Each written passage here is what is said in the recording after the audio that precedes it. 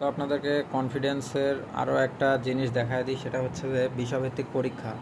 বিষয়ভিত্তিক পরীক্ষাতে আপনার কী কী টপিকের ওপর পড়ানো হবে সেই বিষয়ে আপনি ইচ্ছা করলে আপনি বাড়িতেই আর কি রুটিন তৈরি করে পড়তে পারেন। প্রথমেই আপনি বিষয়ভিত্তিক পরীক্ষা বাংলার মধ্যে এই যে টপিকগুলো দেখতে পাচ্ছেন, এই টপিকগুলো পড়ে আপনি বাড়িতে প্রস্তুতি নিয়ে বাংলা পরীক্ষাটা দিতে পারেন।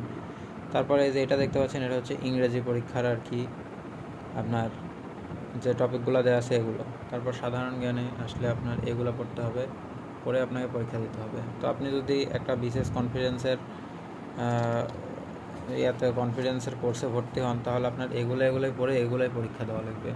যদি আপনি আগের থেকেই প্রস্তুতি নিতে পারেন আপনার এই দেখে, তাহলে আপনার জন্য অনেক সুবিধা হবে। পরবর্তীতে গিয়ে আপনি অনেক এগিয়ে থাকবেন এবং যে কোনো ধরনের সমস্যা থেকে নিস্তার পাবেন।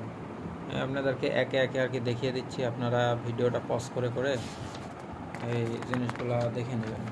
তো আশা করি আপনাদের অনেক কাজে আসবে জিনিসগুলা। ধন্যবাদ, ভালো থাকবেন।